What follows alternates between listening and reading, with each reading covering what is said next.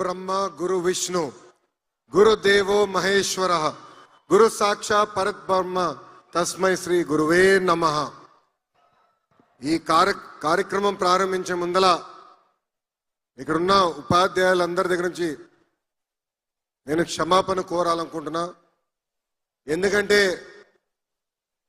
ప్రభుత్వ విద్యా వ్యవస్థలో రాజకీయాలు దూరంగా పెడతానని హామీ ఇచ్చిన వ్యక్తి, కానీ ఈరోజు గౌరవ ముఖ్యమంత్రి చంద్రబాబు నాయుడు గారితో మేము నడిచినప్పుడు మా యువగలం పాట వేశారు.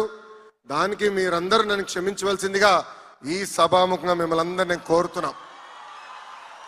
వేదికమైన గౌరవ రాష్ట్ర ముఖ్యమంత్రి చంద్రబాబు నాయుడు గారికి, బీజేపీ రాష్ట్ర అధ్యక్షులు మాధవ్ గారికి, ఇక్కడికి రాలేకపోయినా అనారోగ్యం కారణం వల్ల రాలేకపోయినా నాకు అన్న సమానమైన పవన్ అన్న గారికి, మీ అందరి బాలయ్య, నా ఒక్కడికే ముద్దల మావయ్య, గౌరవ బాలయ్య బాబు గారికి, ఈ సమావేశానికి విచ్చేసిన మంత్రులకు, ఎమ్మెల్యేలకు, అదే విధంగా మెగా డిఎసిలో షైనింగ్ స్టార్స్ అందరికీ పేరు పేరున నా హృదయపూర్వక నమస్కారాలు. ఇంట్లో మొదటి గురువు అమ్మ, హెడ్ మాస్టర్ నాన్న, కానీ బడిలో గురువులు అమ్మ నాన్న అంత సమానం. అమ్మ నాన్న తర్వాత ఎక్కువ సమయం పిల్లలు ఉండేది గురువుల దగ్గర. ప్రపంచంలో ఒక గొప్ప ఆస్తి ఉంది. ఆ ఆస్తి ఎవరు మన దగ్గర నుంచి తీసుకెళ్లేరు, దాంట్లో వాటా అడగలేరు, లేదంటే దొంగలు ఇంట్లో పడి ఆ ఆస్తిని దోచుకోలేరు. ఆ ఆస్తి ఏంటి? ఆ ఆస్తి ఏంటి? విద్య.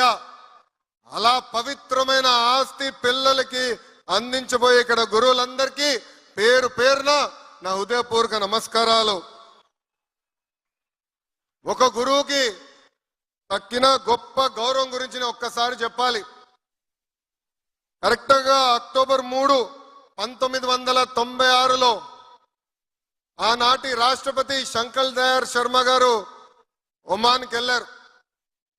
మస్కట్ ఎయిర్పోర్ట్ లో ఆయన విమానం ల్యాండ్ అవుతున్న సమయంలో అక్కడ ఒమాన్ రాజు కబూస్ బిన్ సాయద్ గారు ఏకంగా కార్ వేసుకుని ఎయిర్పోర్ట్కి వెళ్ళారు. అక్కడున్న ప్రోటోకాల్ వాళ్ళందరూ కంగారు పడ్డారు, మేమేమైనా తప్పు చేశామా, అదేంటి ఏకంగా రాజుగారే ఇక్కడికి వస్తున్నారని. లేని వరకు వెళ్ళారు. శంకర్ దయాళ్ శర్మ గారు దిగిన తర్వాత ఆయన కారులో ఎక్కించుకుని రాజుగారు స్వయంగా ఆయన ఇంటికి ఆ కారుని నడుపుకుంటూ తీసుకెళ్లి ఇంటికి తీసుకెళ్లారు. తర్వాత బయటికి వచ్చింది, ఆ రాజుగారు పూణేలో చదువుకున్నారు, ఆయన గురువు శంకర్ దయాళ్ శర్మ గారని. దేవుడు గురువు ఒక్కసారి కంపడితే గురువుకే నమస్కారం పెడతానన్నారు గురువు కబీర్ దాస్ గారు. అలాంటి పవిత్రమైన బాధ్యత ఈరోజు మీ అందరి పైన ఉంది. అదే గురువులు గొప్పతనం. దేశానికి అధినేత అయినా గురువు దగ్గర మాటలు పడాల్సిందే. రాజకీయ నాయకుడైనా, ఫిలిం స్టార్ అయినా, ఒక పారిశ్రామికవేత్త అయినా, వరల్డ్స్ రిచెస్ట్ మ్యాన్ అయినా మీ దగ్గరకే వచ్చి పాఠాలు చెప్పించుకోవాల్సిందే.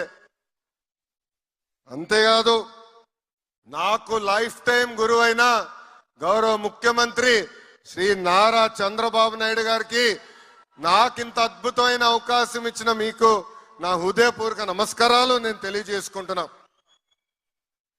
మిమ్మల్ని అందరిని చూస్తుంటే నాకు చిన్నప్పుడు రోజులు గుర్తొస్తున్నాయి, మా గురువులందరూ గుర్తొస్తున్నారు. మొన్న జరిగిన ఉత్తమ ఉపాధ్యాయుల మీటింగ్ లో చెప్పా, నేను బ్యాక్ బెంచర్ అని. మాది కొంచెం గోల బ్యాచే, కానీ ఆనాటి టీచర్ మంజుల మేడం గారు నేను తప్పు చేస్తే 2 గట్టి కొట్టేవారు. ఏకంగా నేను వైస్ ప్రిఫెక్ట్ అయినప్పుడు ఒక పట్టుదల, ఒక డిసిప్లిన్